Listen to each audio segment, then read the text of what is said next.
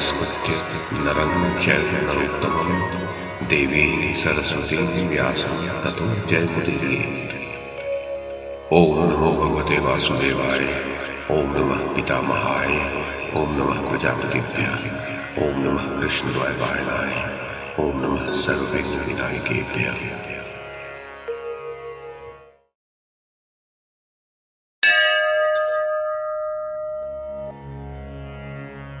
अर्जुन बोले, हे महाबाहो, हे अंतर्यामी, हे वासुदेव, मैं सन्यास और त्याग के तत्व को पृथक पृथक जानना चाहता हूं। श्री भगवान बोले, कितने ही पंडित जन काम्य कर्मों के त्याग को सन्यास समझते हैं तथा दूसरे विचार कुशल पुरुष सब कर्मों के फल के त्याग को त्याग कहते हैं। कुछ एक विद्वान कहते हैं कि कर्म मात्र दोष युक्त है, इसलिए त्यागने के योग्य है, और दूसरे विद्वान कहते हैं कि यज्ञ, दान और तप रूप कर्म त्यागने योग्य नहीं है।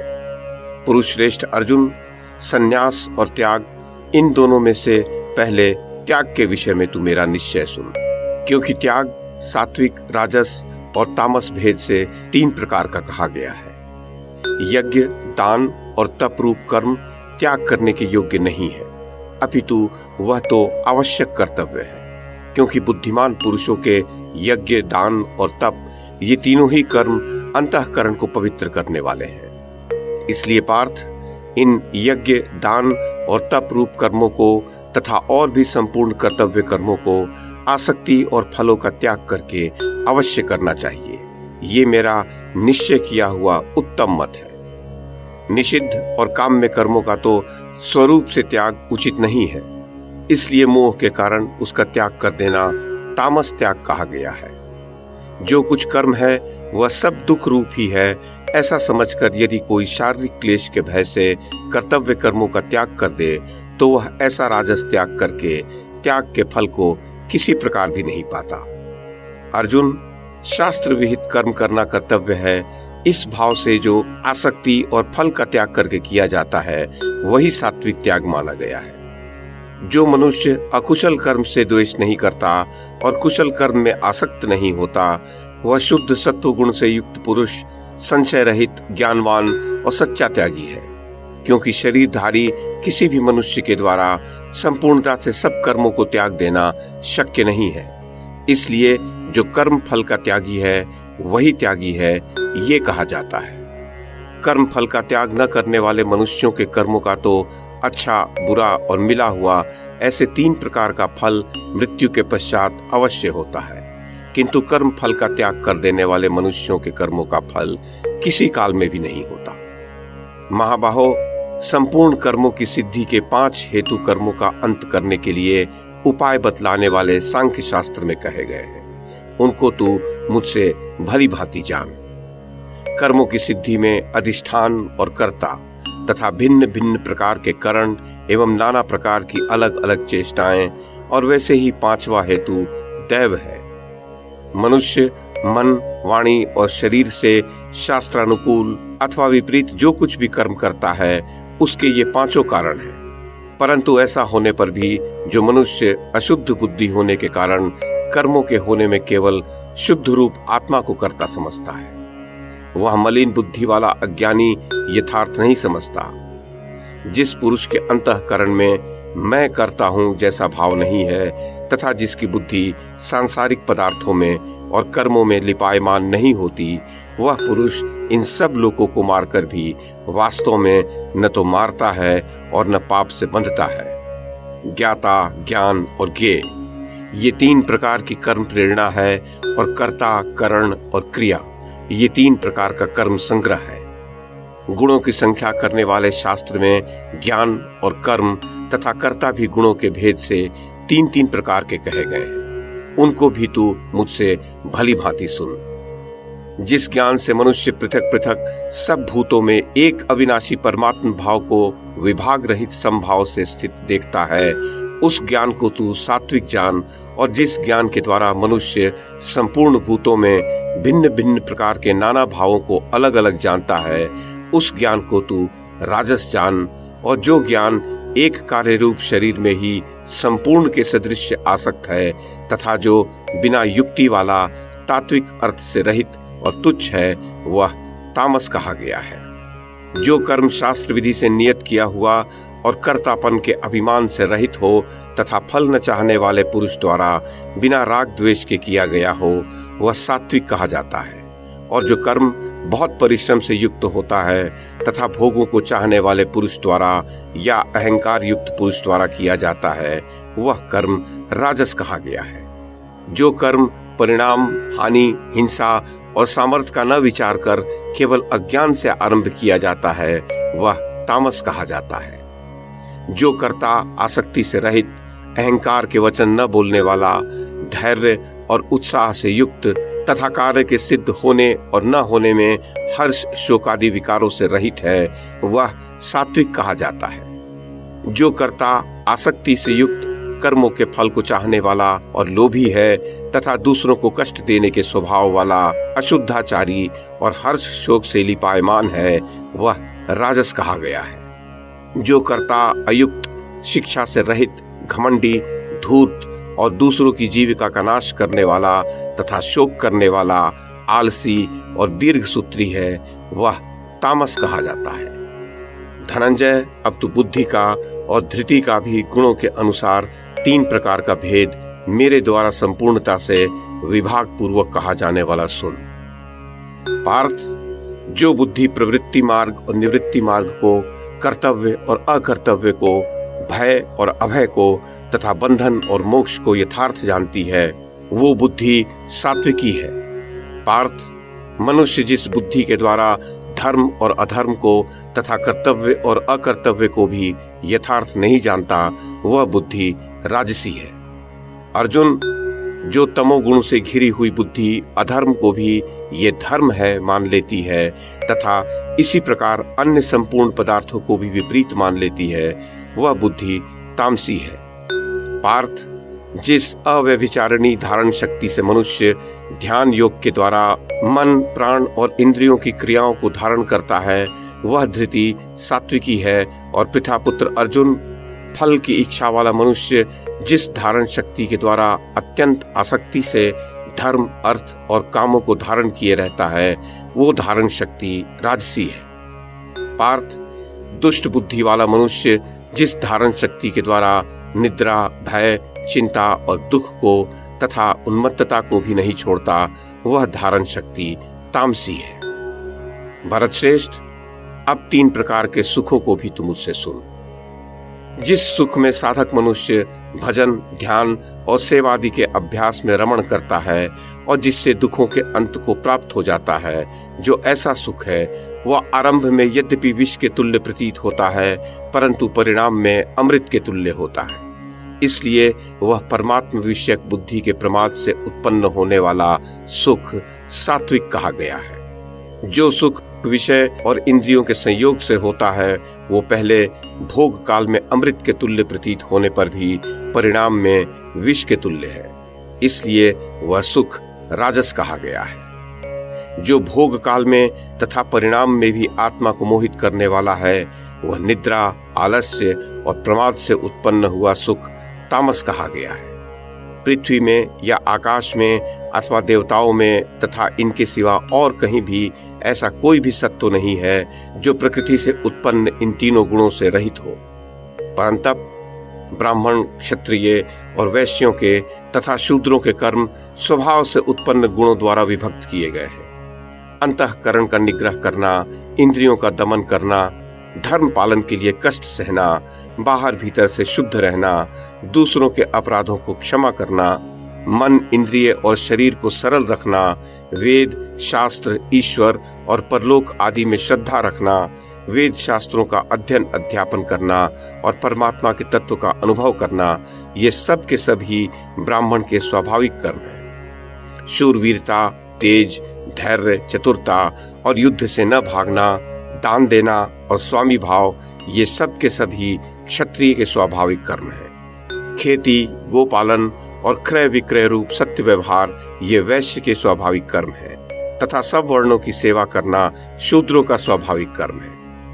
अपने अपने स्वाभाविक कर्मों में तत्परता से लगा हुआ मनुष्य भगवत प्राप्ति रूप परम सिद्धि को प्राप्त हो जाता है। अर्जुन, अपने स्वाभाविक कर्म में लगा हुआ मनुष्य जिस प्रकार से कर्म करके परम सिद्धि को प्राप्त होता है, उस विधि को अब तू सुन।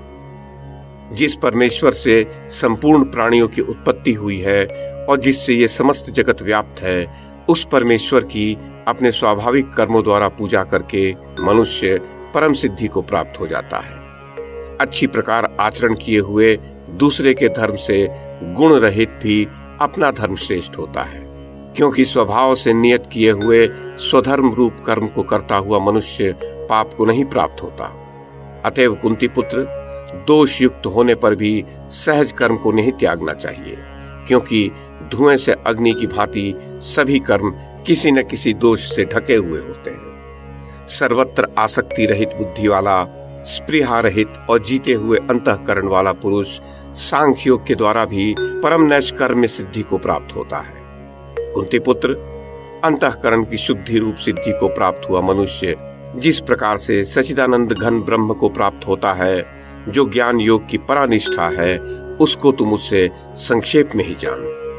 विशुद्ध बुद्धि से युक्त तथा हल्का, सात्विक और नियमित भोजन करने वाला, शब्द आदि विषयों का त्याग करके एकांत और शुद्ध देश का सेवन करने वाला, सात्विक धारण शक्ति के द्वारा अंतःकरण और इंद्रियों का संयम करके मन, वाणी और शरीर को वश में कर लेने वाला, राग द्वेष को सर्वथा नष्ट करके भली भांति दृढ़ वैराग्य का आश्रय लेने वाला तथा अहंकार, बल, घमंड, काम, क्रोध और परिग्रह का त्याग करके निरंतर ध्यान योग के परायण रहने वाला, ममता रहित और शांति युक्त पुरुष सच्चिदानंद ब्रह्म में अभिन्न भाव से स्थित होने का पात्र होता है। फिर वो सच्चिदानंद घन ब्रह्म में एक ही भाव से स्थित प्रसन्न मन वाला योगी न तो किसी के लिए शोक करता है और न किसी की आकांक्षा ही करता है।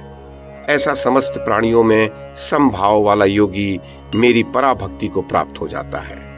उस पराभक्ति के द्वारा वह मुझ परमात्मा को मैं जो हूँ और जितना हूँ ठीक वैसा का वैसा तत्व से जान लेता है तथा उस भक्ति से मुझको तत्व से जानकर तत्काल ही मुझ में प्रविष्ट हो जाता है।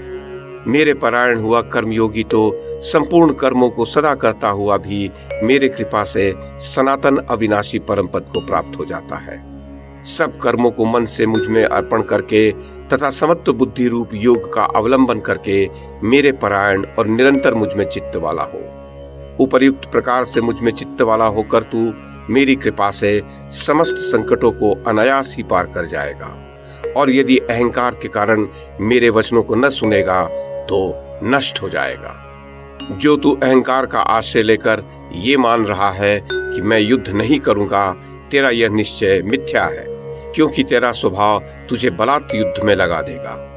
कुंती पुत्र, जिस कर्म को तू मोह के कारण करना नहीं चाहता, उसको भी अपने पूर्वकृत स्वाभाविक कर्म से बंधा हुआ परवश होकर करेगा। अर्जुन, शरीर रूप यंत्र में आरूढ़ हुए संपूर्ण प्राणियों को अंतर्यामी परमेश्वर अपनी माया से उनके कर्मों के अनुसार भ्रमण करता हुआ सब प्राणियों के हृदय में स्थित है। भारत, तू सब प्रकार से उस परमेश्वर की ही शरण में जा।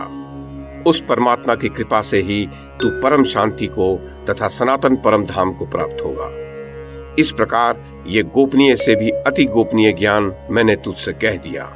अब तू इस रहस्य युक्त ज्ञान को पूर्णतया भली भांति विचार कर जैसे चाहता है वैसे ही कर। संपूर्ण गोपनीयों में अति गोपनीय मेरे परम रहस्य युक्त वचन को तू फिर भी सुन। तू मेरा अतिशय प्रिय है, इससे ये परम हितकारक वचन मैं तुझसे कहूंगा।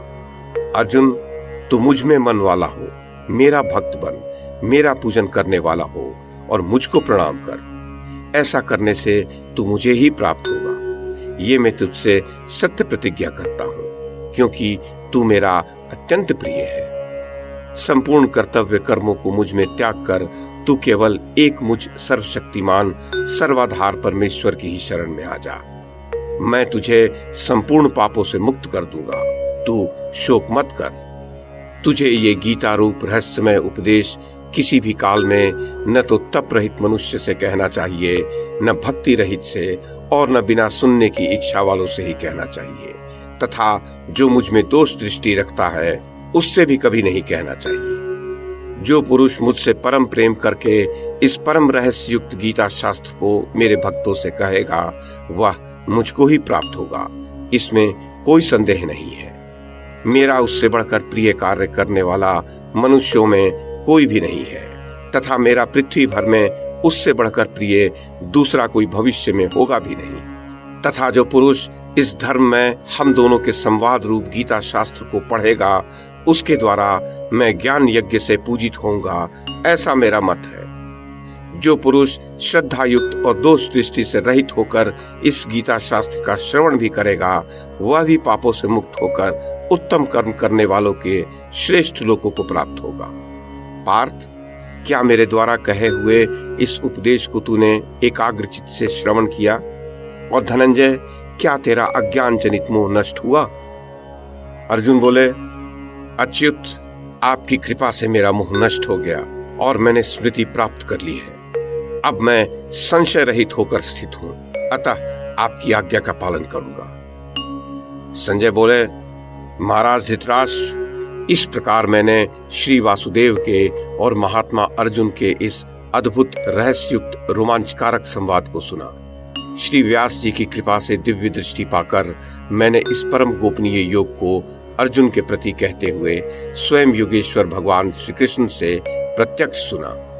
राजन, भगवान श्री कृष्ण और अर्जुन के इस रहस्युक्त कल्याणकारक और अद्भुत संवाद का पुनः पुनः स्मरण करके मैं बारंबार हर्षित हो रहा हूँ। राजन, श्री हरि के उस अत्यंत विलक्षण रूप को भी पुनः पुनः स्मरण करके मेरे चित्त में महान आश्चर्य हो रहा है और मैं बारंबार हर्षित हो रहा हूँ।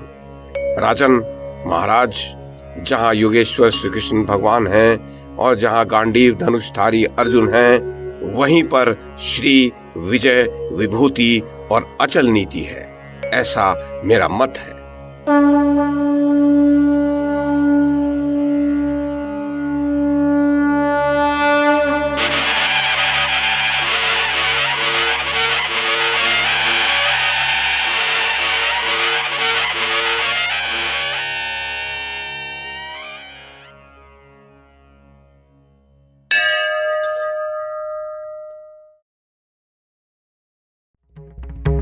YouTube के माध्यम से महाभारत की कथा को एक श्रृंखला के रूप में प्रस्तुत करने का हमारा ये प्रयास यदि आपको सराहनीय लगा हो तो कृपया इस कड़ी को लाइक और शेयर करें, चैनल को सब्सक्राइब करें और बेल आइकन को दबाएं। साथ में अन्य लोगों को भी देखने के लिए प्रेरित करें।